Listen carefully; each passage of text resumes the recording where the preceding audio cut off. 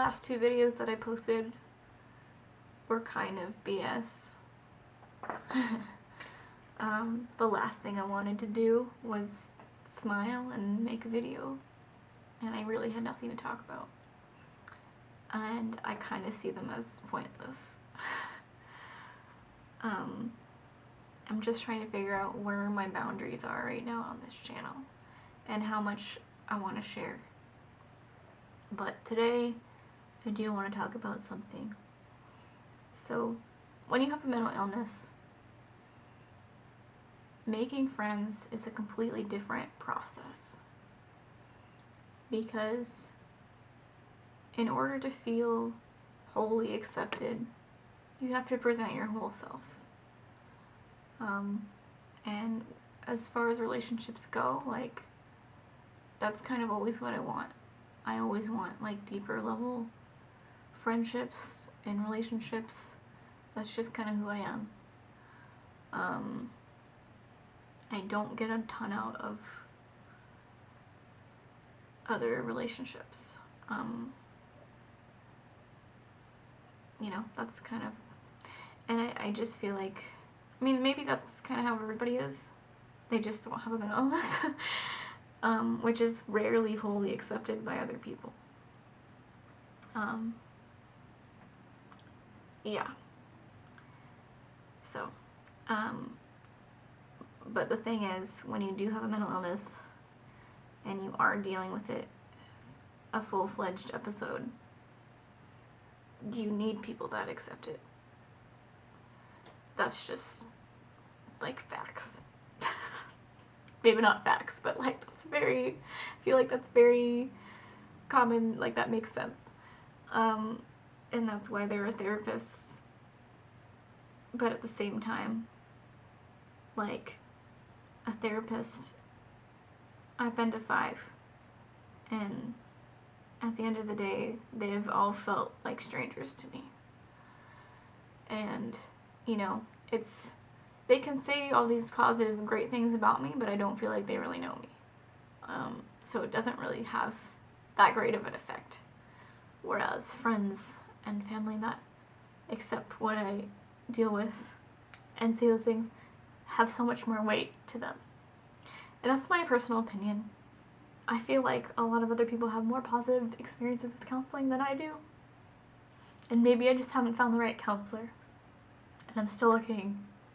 And, like, that's fine. I just have a problem with people that, when I really need to have, like, somebody there for me, all they do is tell me to go see someone else. Like, that's just hurtful, you know? Like, I understand that everyone has limits and boundaries, and nobody can deal with my issue all the time. But to have people that never want to deal with it makes me feel like crap about myself. Like, to be around those people.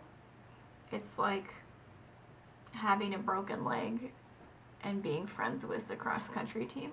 Like, everyone's just completely denying that you have a problem and wanting you to partake in cross-country when you obviously can't. Like, it just makes you feel crappy. And I've been so depressed because I am dealing with friendships where I either have to deal with that feeling or lose the friendship. And it's just a shitty decision. And, like, that's just how it is. Like, it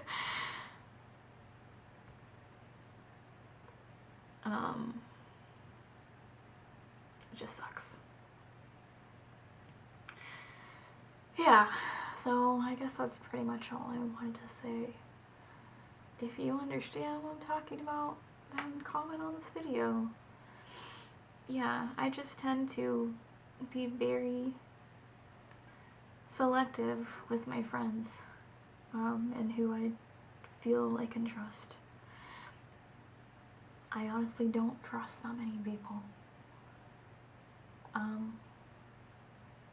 Because most people can't deal with this stuff. And I don't know if it's because they actually can't deal with it, or if it's just because they are uneducated about it.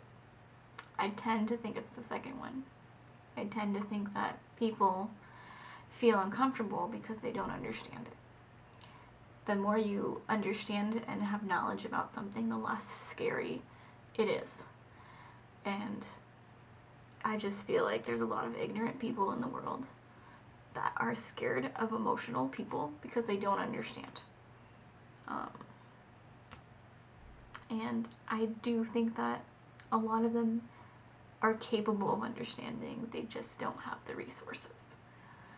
And they just make assumptions about people and about how other people's brains work because they only know their own brain, and so they just assume that the other person's like theirs. You know what I mean? Like, they just assume that because they can deal with sadness, that the other person should be able to deal with sadness. And it doesn't work that way. And all I can do is continue to express what my experience is and explain what my experience is in as many ways as I possibly can, and hope that everybody eventually catches up and starts treating this like an illness and not like a character flaw that somebody needs to just get over or work on and fix. Because as somebody with recurrent chronic depression, I don't feel like I'm ever gonna stop having episodes. I don't.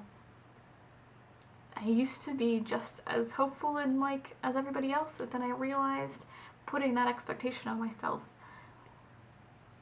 just made me feel like shit about myself because I continue to have episodes, and everyone just needs to, I hope the science like